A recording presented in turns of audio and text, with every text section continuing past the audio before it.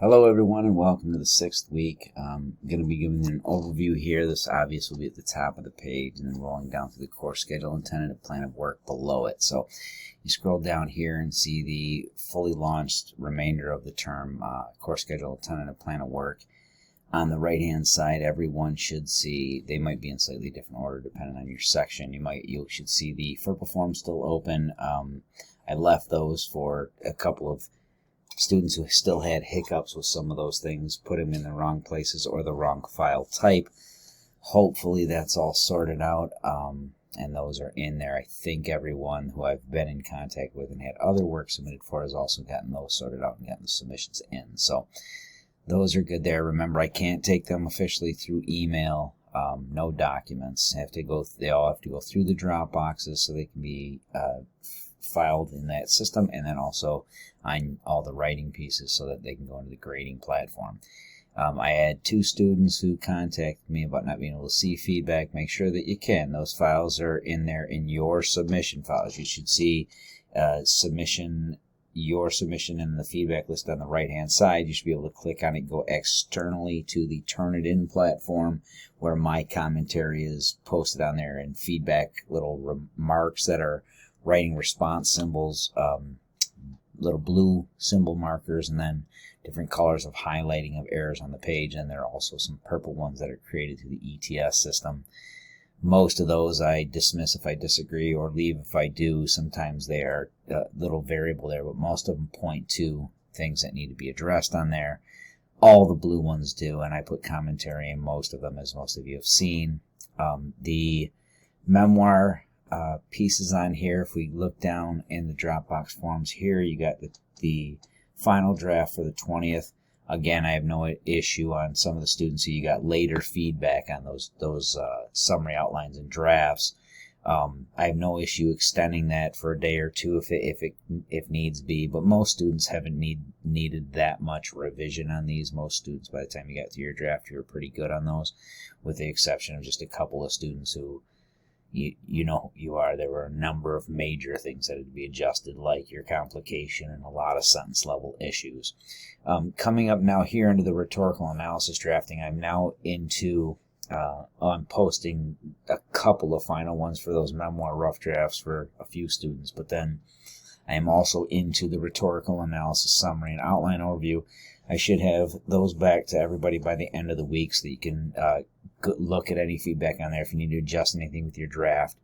So far, what I will say on those, going down here to sixth week, as far as the rhetorical analysis summary outlines that were submitted, so far the basics that I'm seeing are sort of confusion between what the devices are versus the rhetorical appeals. Remember, as I said last week, a device would be something like imagery, and you explain that in a body paragraph, and your examples would all be pointing to the different images that make up imagery, and each one of those images has a rhetorical appeal. It either invokes something of someone's emotions or their sense of empathy, or it is going to be off of an ethos appeal, like the credibility of the presenter in the ad. Or there's a logical, right, the logos, the logical appeal, where you're just trying to get to the people by the details you're giving them in facts or expert opinions, right? So in this week, you guys have coming up the final draft submission of the memoir, along with the rhetorical draft, rough draft, rhetorical analysis, rough draft.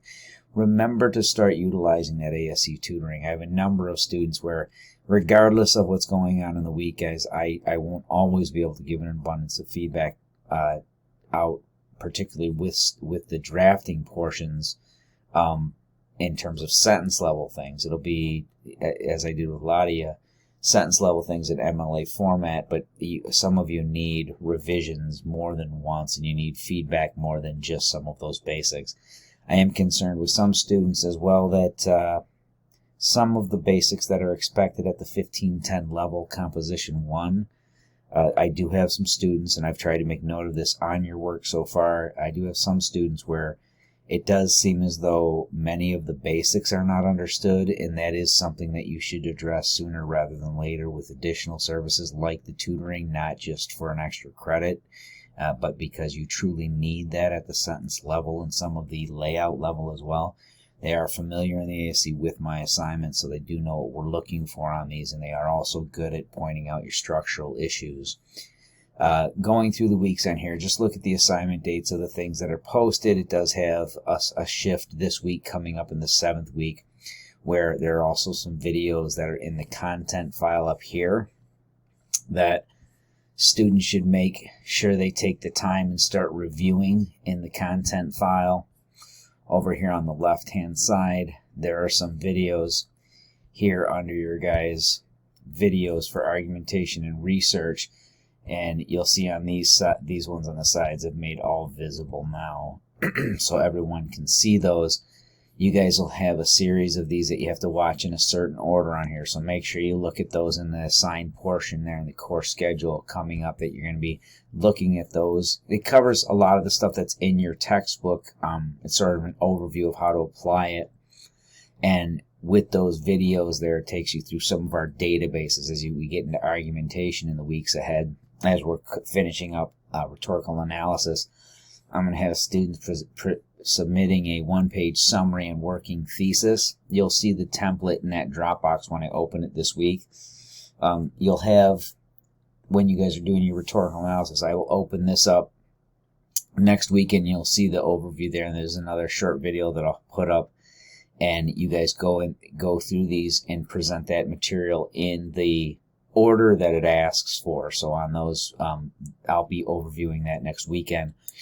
And you'll see that if you do complete this correctly, not all of it, but the majority of what you'll complete, as long as you're writing full sentences and we have no more of this fragmentation and little chunks of ideas that you present, if you complete that, that will end up being primarily, for most of you, the majority of your intro paragraph when we actually get to the writing portion. So you'll be doing that summary and working thesis, finalizing that rhetorical analysis, and then you'll have more videos in the 8th week.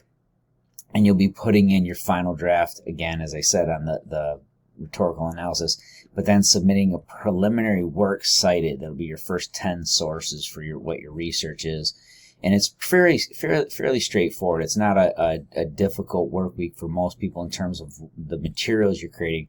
What is difficult is getting accustomed yourself into going into your own research, reading through and finding sources and having to sit down and really read through these articles so you understand the research that's applied there and what the arguments are that you can make or derive from those different articles with the research. And the peer review has to be standard, the standard for these. That's all explained there. The readings will then shift from the textbook to be in 1 week at least of the sample articles. I will post some up that are typically argumentative in nature so you guys get an idea of those. And then in week 9, when you're into your outline on these, you guys will then get into reviewing just your own peer-reviewed research. I won't be adding anything in terms of textbook reading. We will have covered everything up through argumentation, MLA formatting, all those. Most of that stuff was covered already, particularly the MLA formatting, which is why it's been especially problematic to see some of the writings that have gotten submitted on your guys' drafts. When you submit something that's nowhere near MLA or even APA format, you're showing that you did not do any of these readings. None of the assigned stuff would result in students submitting something that looks like what some students have submitted all the way up through not just the memoir rough draft, but now into the summary outline. Some of you have, if you've covered any of the reading, you've covered very little of it. You need to catch up on those, and otherwise it's going to show in the grades on these finalizations of assignments. Then you'll continue on with those readings with those articles, and we'll be getting into drafting stages and then presentation summaries. That Dropbox will open up. It'll explain, as a part of a Comp 1 course, you're typically, if we were face-to-face, you'd actually do a presentation where you present it in front of the class. In this setup, I just have you guys do a summary of what your main points are going to be, and then you guys will actually make a short 5 to 10 slide PowerPoint presentation. I can only say PowerPoint because that's the only thing I can guarantee compatibility with. Again, that's Microsoft. You get free versions of those through those Microsoft accounts. You can also typically do, I believe, Google Slides. or what is it, through the Gmail accounts. You can usually do them through there and then submit them or export them as PowerPoints. And then I've had students do Prezis, and then they just give me the shared link that I can view it. I'll post more about that in that week. And then 11th, you'll have the final draft and the presentation slides that get submitted. They need to be in at the beginning of that week, the Monday and Tuesday, so that I have time to review them and grade everything by the time we get into your final, right? So final draft of the work, the argumentation will be due on the 25th, and the 26th will be those PowerPoint slides or presentation slides. And then all feedback will be finalized and sent out by the 2nd of May, which is your final day, technically, for the course, but all grades have to be in no later than the 4th. So we typically can't have submissions going that much later towards the end of the course. Okay, so they'll be the 25th and 26th. So watch for more drop boxes opening up, and everybody get into tutoring this week if you haven't already, to make sure that you're getting your drafts formatted correctly and getting some of those sentence level issues addressed. Again, on these memoir final drafts, if you were a student who got later feedback on the summary, outline, or the rough draft on that final piece there, all the way through those, I have no issue giving an additional extension on there, but I think everybody will be able to make this date of final drafts there. And then rhetorical analysis rough. As I said on the summary outlines for those, I should have those back to everybody before the end of this week.